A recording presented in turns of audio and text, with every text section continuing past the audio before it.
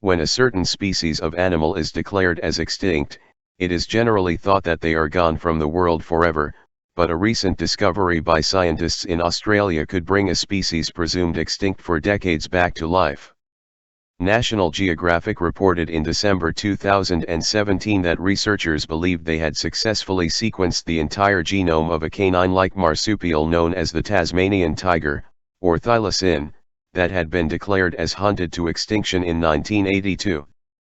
The carnivorous mammal is believed to have disappeared from the Australian mainland some 3,000 years ago, but was known to have still existed in isolation on the island of Tasmania until early in the 20th century, with the last such animal in captivity dying at the Hobart Zoo in 1936. Amazingly, using near-perfect DNA obtained from a thylacine pup preserved in ethanol 108 years ago, a team of scientists at the University of Melbourne led by Andrew Pask have now sequenced that genetic material, and believe they potentially could bring the extinct species back to life through cloning. Doing so is no easy task though, as Pask admitted that making a whole functional genome, as opposed to having a sequenced genome, are two very different things, so that's a big hurdle to get across. It would be at least a decade before we have the technologies to really start to pursue extinction, Pask estimated.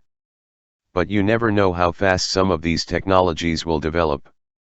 Indeed, a paleontologist and extinction expert at Sydney's University of New South Wales named Mike Archer, who pioneered the exploration of thylacine cloning in the 2000s, was astounded at the progress made by Pask's team. There's a lot of work down the road to do this, but what I think Pask's group has demonstrated is that what we would have thought 20 years ago was a ridiculous impossibility is increasingly possible, Archer stated.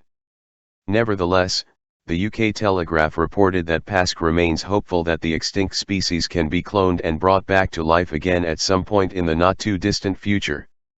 As this genome is one of the most complete for an extinct species, it is technically the first step to bringing the thylacine back, Pask said.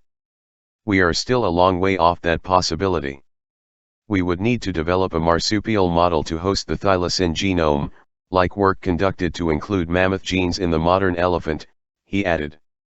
Pask's team also discovered that though there was little doubt that humans hunted the last of the thylacines into extinction, as they were believed to pose a threat to sheep herds, the species suffered from a lack of genetic diversity that probably would have resulted in it going extinct on its own without having been hunted by humans.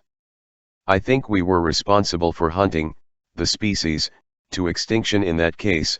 We almost owe it to the species to bring it back, Pask stated. According to the UK Daily Mail, the study of thylacine DNA also revealed that it was a truly unique animal, unlike any other known species both alive or dead.